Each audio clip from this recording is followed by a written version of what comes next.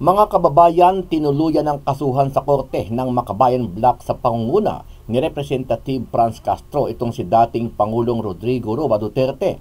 Sabi ng kampo ni Castro, dapat na raw tuldukan ang mga pagbabantang ginagawa ng dating Pangulo laban sa mambabatas kung saan ay matagal ng panahon na gawain ni Duterte simula pa noong Pangulo siya ng bansa. This is about accountability. Si President Duterte has gotten away with so many things when he was president kasi may immunity siya from suit. First time we're holding former President Duterte accountable for his actions in a Philippine court. Samantala, sinabi ni Castro na maging matapang ang mga ordinaryong Pilipino na labanan ang mga ganitong asal maging nasa posisyon man ng gobyerno o ordinaryong tao. Tingin natin magbibigay ito ng ng tapang sa mga kapwa ko Pilipino. Ito man ay may katungkulan or mga pangkaraniwan nating mga kababayan na to come up. Sa kabila nito, sinagot naman ang legal counsel ni dating Pangulong Duterte na si Atty. Panelo na strategy lang ito ng Makabayan Block para makakuha ng simpatiya sa taong bayan at para mapagtakpan ang kanilang matagal na pakikipagsabuatan sa mga komunistang grupo na CPP-NPA. At sa iba pang mga balita, nakahanda na ang pamahalaan sa ginagawang pagmamatigas ng China kung saan ay paulit-ulit nilang ginagawa ang mga pangaharas sa ating Coast Guard. Matatandaan na nagkaroon ng matinding komprontasyon sa karagatan ng West Philippine Sea matapos banggain ng barko ng China ang maliit na barko ng ating Coast Guard. Ano ang masasabi mo dito, kabayan? Sama-sama nating panoorin ang buong video at pakicomment nyo po ang inyong mga reaksyon at sariling opinyon. Pero bago yan, muli po ako nag-iimbita sa mga hindi pa po nakasubscribe sa ating channel, Kabayan News PH, pakipindot po ang subscribe button at pakiclick na rin ang notification bell para lagi kayong updated sa mga bagong upload natin na legit at napapanahong balita. Maraming pong salamat.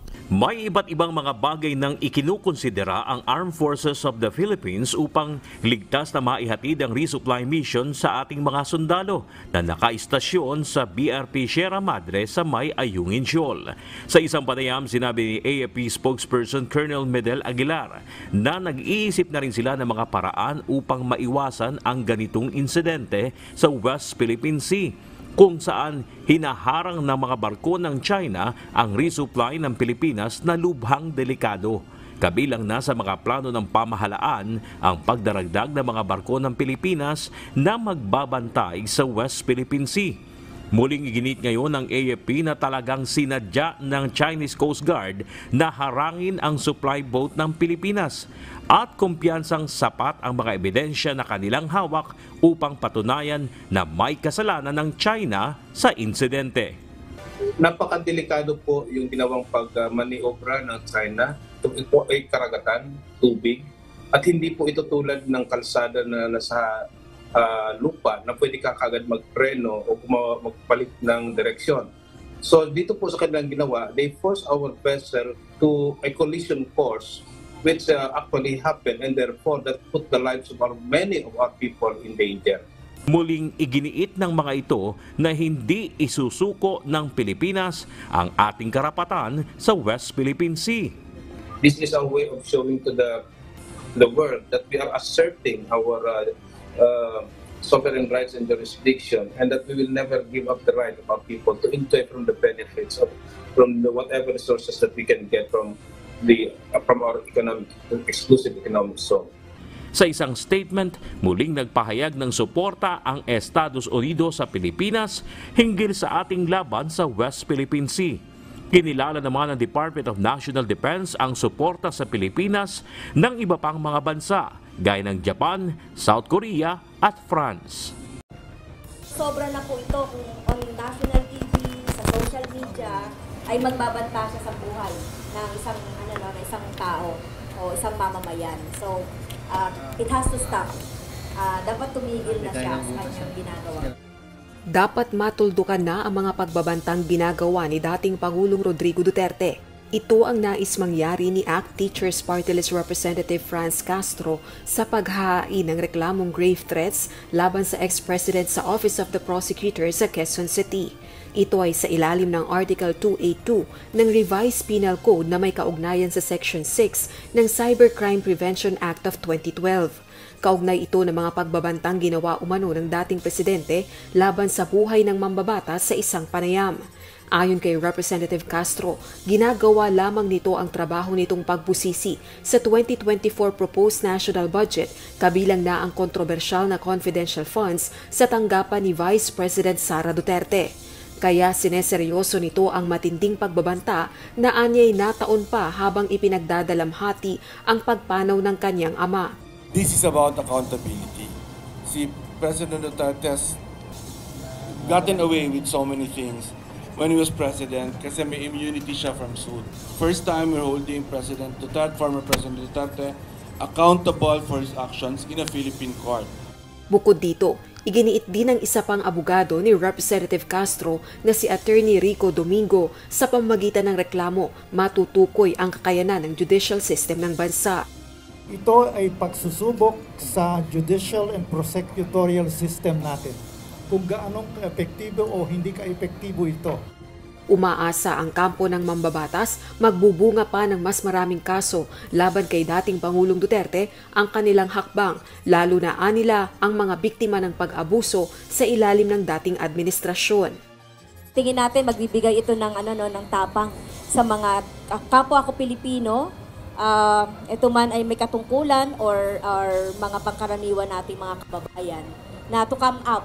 Samantala, ayon naman sa dating legal counsel at tagapagsalita ni dating Pangulong Duterte na si Attorney Salvador Panelo, walang legal na basihan ang inihaing reklamo ni Representative Castro at propaganda lamang umano ito. Okay, ito po yung ating pag-usapan. Mahalaga po ito. Okay? Kagabi po ay humarap si Pangulong Marcos sa mga military.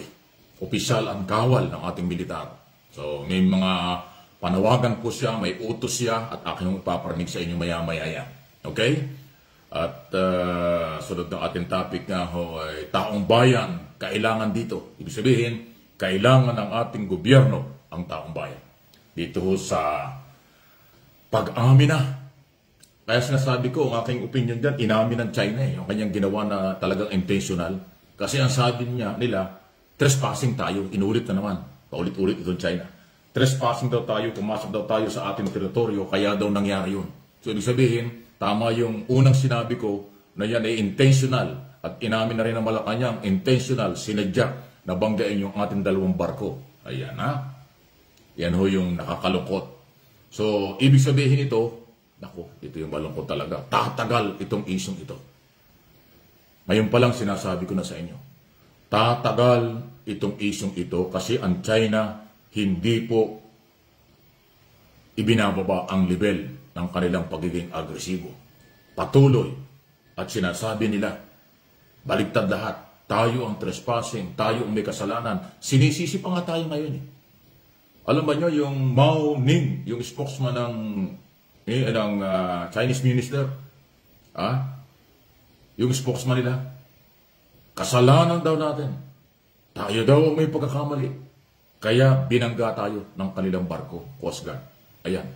So, kaya sinasabi ko, kailangan ng taong bayan dito. Kailangan tayo rito. Kasi tatagal ito. Maaring hindi ito matapos ang isyong ito under President Marcos.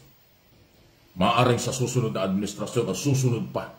Kasi, ganyan po yung malayong-malayo ang sitwasyon. Pinaninindigan ng Pilipinas atin ang West Philippine Sea under Philippine law at international law. Ang paniniwala ng China, ganun din. At ngayon, mas agresibo sila dahil sinasabi, dapat tayo umalis dahil tayo ay trespassing. Imagine, trespassing ang pinag-uusapan. Sila yung pumapasok sa atin. Tayo daw ang trespassing. Kaya, again, kailangan tayo dito. Kahit na sino po maging presidente, problema ito. Kaya mahalaga ang taong bayan ng manindigan at tumayak dito sa isyong ito. Ang magagawa ng taong bayan, sa susunod na mga eleksyon, maglagay tayo ng susunod na Pangulo na kayang sundan itong ginagawa ni Pangulong Marcos. sa paninindigan laban sa China.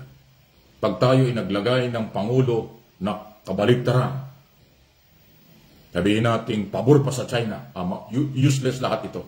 Mawawala itong momentum na ito. Mawawala itong level na ito na napakataas sa paninindigan ng taong bayan at ng militar. Pag kayo ay naglagay ng Pangulo na papalit kay Pangulong Marcos na iba ang paninindigan